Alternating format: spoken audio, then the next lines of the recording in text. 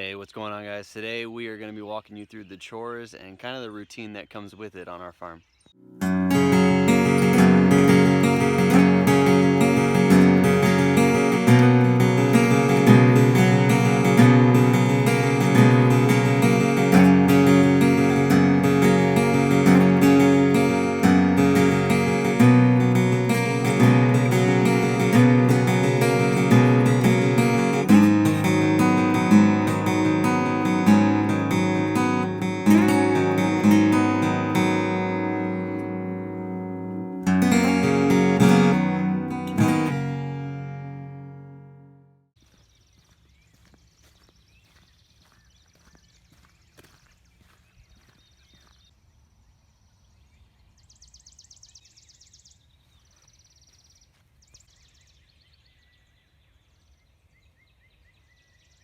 Hey, what's going on, guys? Thanks for stopping by the farmstead today. We wanted to do a video just kind of showing you guys what we do in our mornings, kind of showing you and walking you through our routine.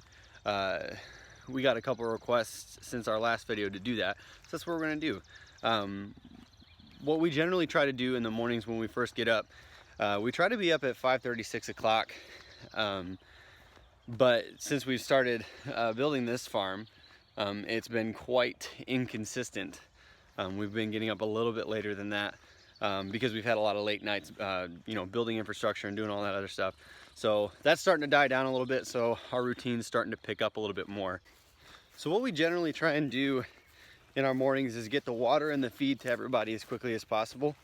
We usually walk our feed out to the eggmobile because they're quite close to the house, but we'll load up the four-wheeler and the trailer with the waters and everything for the meat birds, because the meat birds are a little bit more mobile.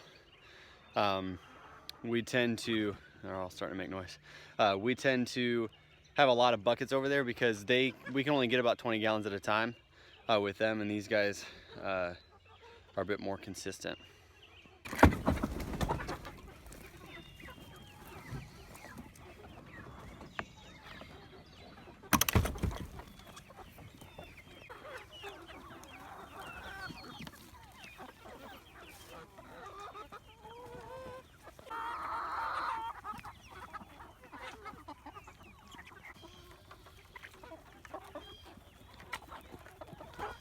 So we've got most of our egg birds out of the eggmobile by now. The rest of them will come out as it gets lighter out.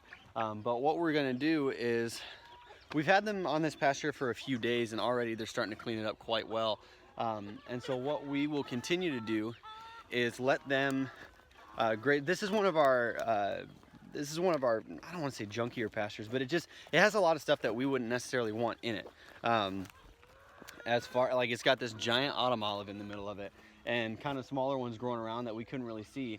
But as you can see, we've had the birds clean up quite a bit in these last few days, and we're probably going to let them graze this a little bit more than we normally would with other pastures, just because we need to clean it up and we need to be able to see kind of what we're working with underneath all this really tall grass. So we're going to let them kind of mow all this down a bit for us, and yeah, that's what we're continually talking about, working towards, is regenerating this pasture. And so what we want to do is continue to see this grow into mature, green, thick pasture that doesn't have a ton of weeds. It doesn't have a ton of thorn bushes and all this other stuff. And that takes a little longer than normal with our other pastures. With this stuff back here that we were working with. This stuff was grazed pretty well and it's already growing back, relatively thick, and the stuff back there, we'll probably be able to get a second grazing out of that, which we wouldn't normally do, but because of our limited space here on this farm, we'll typically have to do one or two of the pastures that we started out with. We'll have to do a second grazing with them to get them through the rest of the season. So I've got them on pretty unrestricted feed right now. I've got them on two 30-pound feeders, and I fill those up to the top at the beginning of the day, and it lasts them all day. They can have as much as they want, and if it does run out, we'll fill it up a little bit more before the end of the night, if they're still out here looking for feed. But as the season goes on, we're going to restrict that a little bit more. We'll probably go to 3-a-day feedings, where we do a pre-measured weight per chicken. Yeah, that'll just encourage them to get out in the pasture and graze it as much as possible, forage for bugs, and get the grit and the grass that they need out here, so that we can provide all of our CSA customers and markets with the highest quality pastured egg that we can. One thing I did want to show you guys is we switched our waterer yesterday. We were using this 5-gallon watering bowl that they're kind of still finishing off right there, and we switched to this 55-gallon drum that had just been sitting empty at my father-in-law's house. It had a little dirt inside, so we scrubbed it out, sanitized it, whatnot, yeah, made sure that it didn't like carry any chemicals or anything beforehand. I think he got these brand new. So yeah, we attached all the drip waterers to the bottom, probably 10 of them, the same ones that we have in our meat pastures on those buckets. And yeah, those created a really good seal with this plastic, and so they're not leaking at all. And this just allowed us to stop coming out here 4 or 5 times a day with 5-gallon buckets, because not only is that labor intensive, it took away from the time we were, the task that we were doing, and it just was really time consuming. And so now I fill this every couple of days, and I just leave a hose out here till it's filled. I put the hose in, go do one of the other chores before I come back, and usually by the time I get back here it's filled or almost filled. So that just made things a whole lot easier for us out here.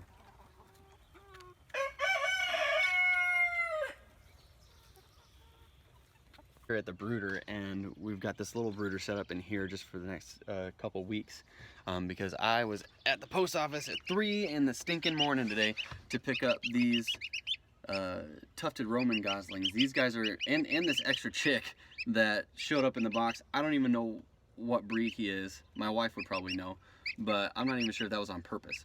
But there he is with him. But so we've got these 2 tufted Roman geese, and they're really good guard geese for the flocks. Each one of them will be in a separate pasture. One will be the eggs with the meat, and one with the meat, obviously. And then they can just kind of fend off any of the predators that are kind of their size or smaller, any of the weasels, any raccoons, possums, all that stuff.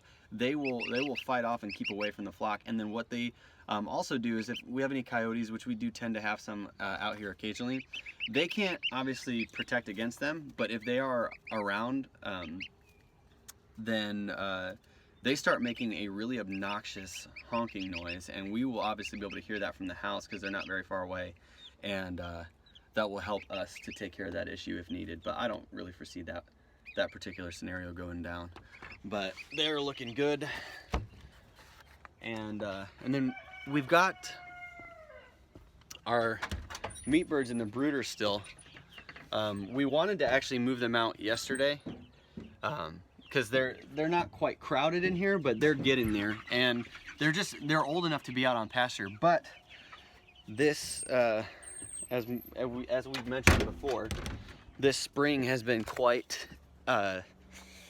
cool, and we're still heading into June, and we're about to have some nights that are going to be in the low 40s. So we're going to wait one more, maybe 5 days, maybe a week, before we put them out on pasture, and then they'll go out into the meat tractors. And speaking of which, that's where we are headed next.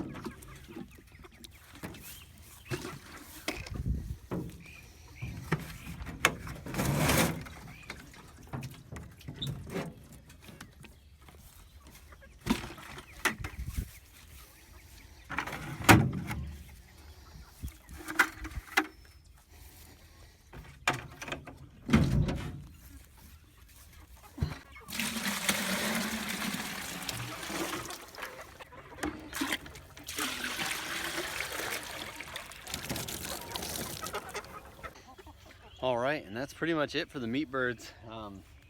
Yeah, we just fill those buckets up once a day. Now that we don't have to spend any on our egg birds, we bring all 4 of them, we just line them up right at the end there, and we come out here 4 times a day, dump them in. Doesn't take very long like it did with the meat bird or with the egg birds. You don't have to walk them anywhere. But that's about it. Yeah, we move that tractor once a day, sometimes once every other day. We only have, you know, between 20 and 30 birds in here right now. And they're going to the processor probably within the next week or so, to finish out that last batch. And then we've got the ones in the brooder. They're going to be coming in, and we're going to be putting 50 of them in there, and then 50 of them in the other one as well. And we'll start wrapping them around this pasture over here. And yeah, so we'll get them in, and then we'll probably order 1 more round of meat birds, and that'll be it for this season. So, and then now it's onto the garden.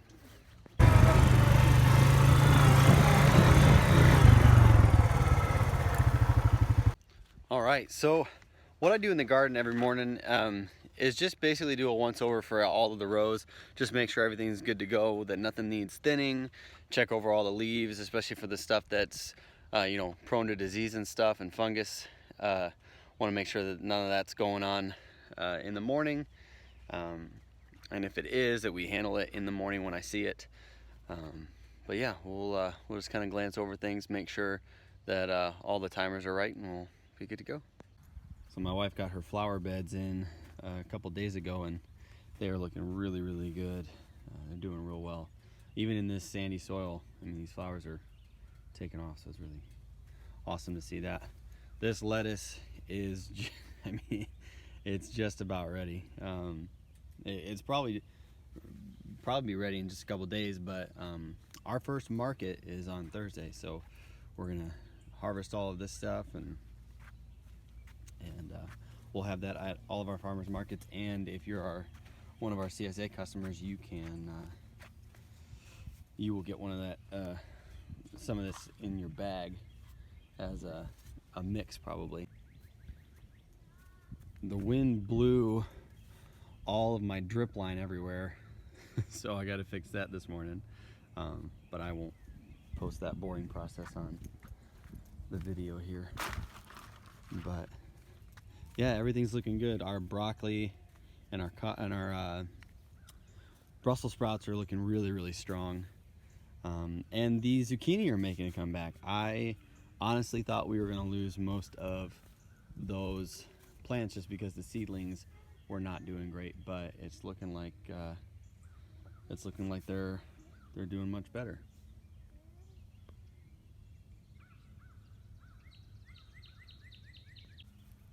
Yeah, these greens are all looking really, really good. The arugula, I can't even believe how well that came up. We're gonna have to do some thinning, but this stuff is just a little bit. This stuff is, I mean, amazing. We've had to do some thinning already, and even my kids, who are not the biggest fans of arugula normally, think that this stuff is awesome. This is, I mean, it's got a wonderful flavor and a little spice to it. It's really really wonderful stuff. We've got plenty of kale coming up, which is great. All of our red Russian kale. If you've never had red Russian kale, this is my favorite type of kale. It's a much more tender kale than you might be used to. We've got like our traditional curly Scotch kale over here, and I like this kind of kale as well. But this stuff almost cooks down like a spinach. It's phenomenal stuff. All of our romaine and our radishes coming up real strong, and actually our onions over here are doing really, really well. I was surprised because some of these guys were they had to be in the seedlings or in the seed cells a little bit too long, just because of the weather. It was so wet we couldn't really transplant them. And again, just like the squash, they made a comeback. They're doing really, really well. So we got the rest of our beds in over here.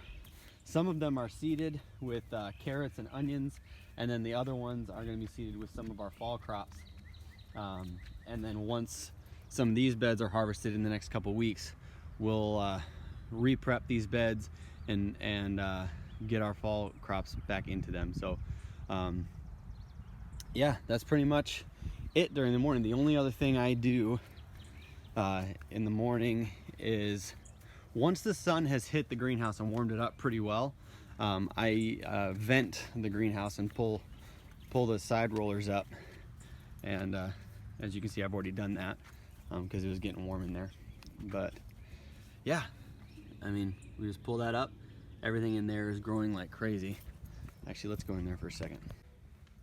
So here we are in the greenhouse, and as you can see, since the last video, these tomatoes have really taken off.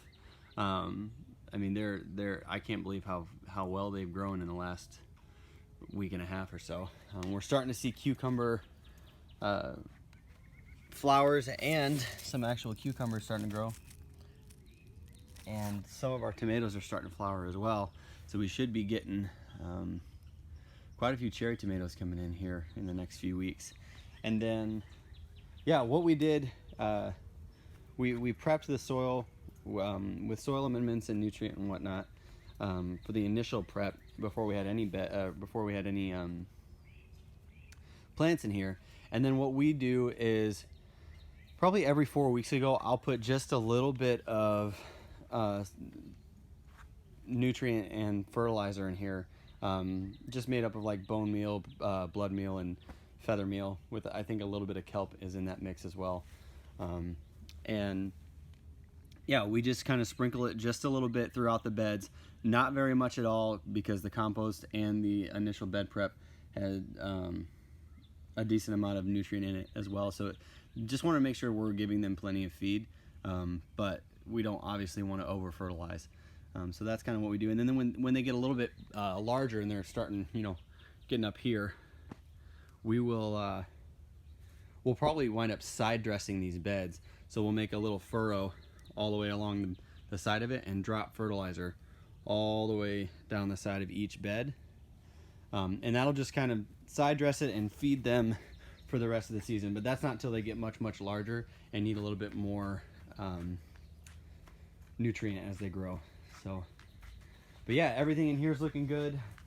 The vegetables are pretty easy once they're all in. Morning chores, at least for vegetables, are really, really simple. Just walking through, making sure everything's good, making sure we don't see anything that's alarming or concerning, and then we move on to the rest of the tasks for the farm. So. All right, well, that about wraps it up for today, guys. Thank you so much for stopping by the channel and checking out the farmstead. If you could, if you liked the video you saw today, if you could do us a favor of hitting like and subscribe and then sharing this with your friends, we would appreciate that so much. And as always, leave comments below letting us know what content you want to see. We want to be helpful. We value your guys' opinion, and we want to put content that you guys want to see.